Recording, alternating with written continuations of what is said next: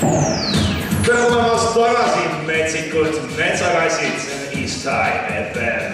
Eelmise aasta metsikuma pommi ähvarduseks sai hakkama teise klassi õpilane Jaanus Pauk, peites 4 dünamiidipulka otse direktori tagataskusse. Palju õnne, Jaanus, tule oma suvetöö stardipaketile järgi. Mis Tarvuse sünnipäev koputab uksele, see noor ja meetlev mees ja naine saab jälle aasta vanemaks, ilma et munalõhn veel küljes oleks.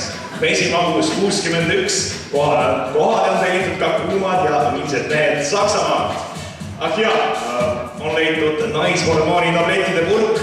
No, ei hakka pikalt kertama, mis Tarvus tuleb sellele järgi. Kallid kuulajad, õnn on jõudnud teie õuele. Tervituste ja soovilugude aeg. Esimese sooviloo tellib keemiaõpetaja Palju Kraavita leidnud hitiga keskklassi autorehvitujaks Eastside FM. Jääge lainele! Meil on vaja rääkida. Vot see Troy ja Gabriella assi. Sellega on jääb tahan midagi ette võtma. Jah, ma olen nõus.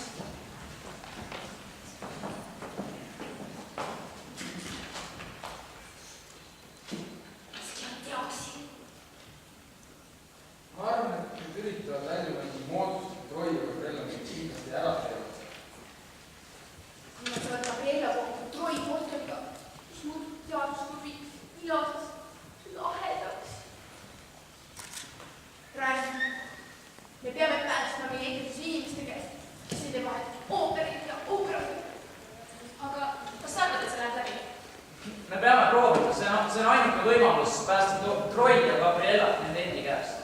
Olgu, hakkame siis pihta. Nii, alustame. Minu kell on 7.45 standardse mängisaja järgi. Kas me oleme sünkroonis? Ja mida iganes. Ja me oleme minemise tsoonis 12.00. Jah, Chad, me oleme tsoonis. Aga peale Charlie hingiga ei. Ma võin ju unistada, eks ole.